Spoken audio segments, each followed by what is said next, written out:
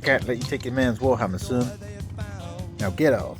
The Necron core keyword update has been out for a little while now. Let's see how it's best being used and what the best combos are at the moment. They still aren't a top tier faction, but with all the possibilities that have opened up, here are the latest and some of the best strategies. Let's start with two of the key abilities for core units, My Will Be Done and Relentless March. My Will Be Done allows you to give a +1 to hit to a unit. Imhotep and the Silent King can do this twice. And Relentless March is a 6-inch aura of +1 to move. This is good because Necrons aren't particularly known for being fast. So having an Overlord staying back with the Lockhurst heavy destroyers and allowing them to hit on 2s with some good firepower is one of the best synergies. Or having a Catacomb Command Barge just because of its speed with 12-inch movement. It has both of these abilities along with quantum shielding and can take a resurrection orb. Get it pushed up the board with your close range threats, that's shooty or melee. A big update to highlight is just how strong an Illuminor Zereth has got, and this is all because of the models that are now core. He has so many buffing abilities. He has Rites of Reanimation, which is bringing one model back a turn. So Wraiths and Scorpet Destroyers at 3 wounds, or even a Lockhurst Heavy Destroyer with 4 wounds, and that's 60 points being brought back a turn. This is what the Technomancer can also do, but Illuminor can do it twice per turn. He has Mechanical Augmentation and Must-Have ability now. Buff a core unit per turn, and these buffs last for the entire game. It's a random buff from a D3, and you either get +1 strength, +1 toughness, or +1 to ballistic skill. With more units having core, you won't run out of units to buff through the game, whereas before you certainly would. Technomancers are still one of the best HQs. Like Illuminor, you can bring back one model with Rites of Reanimation. Unlike Illuminor, he can be fast if he's taken with a Canoptic Cloak. He can buff Wraiths with a +1 to hit and heal D3 wounds a turn. Throw in a reanimation of a model as well. How powerful is that?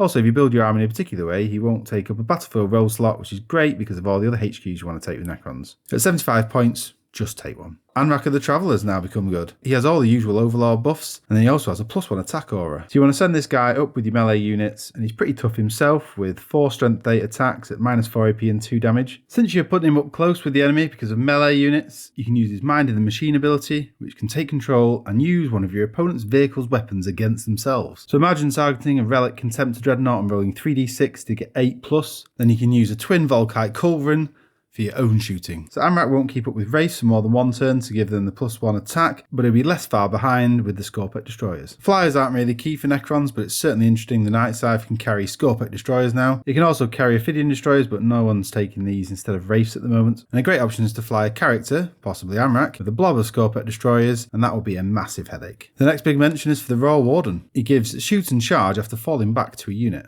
It's a good choice just to use with melee units, so they can do fight first by charging again. A standard law with their rerolls of 1 will get overlooked now due to all the better HQs available. I'd also say the same for Vargard Oberon. Still won't be seeing much playtime. Some general faction details. Special mention for the Veil of Darkness relic. You can relocate or teleport core units anywhere on the battlefield, stick it on a character accompany the Scorpet Destroyers or the Wraiths and jump them into battle. Particularly good though for the Destroyers who don't have an invuln, so you can get them into battle even quicker. For Warlord traits, probably the best one that has been improved is Implacable Conqueror. Its aura to allow core units to reroll charges is going to be really cool. On stratagems, the best one of note is Disruptive Field strat for 1 CP. Now can be used on more units and gives +1 to strength. So that could be a strength 8 Scorpet Destroyers. Other key mentions are the Flayed Ones now a playable unit. They can certainly be buffed up now to make them so. 3 strength 4 attacks with exploding 6s as base, but you can buff them so you can hit on 2+, you can get reroll charges, and you can give them 1 to 2 extra attacks. There's also the Storm of Flensing Blade strat for 2 CP to fight again, but you need a big blob of Flayed Ones left to make it worth it. I still think of all the melee options, the Scorpet Destroyers are probably the strongest, with Wraiths in second place. The Flayed Ones do make quite a cool list though.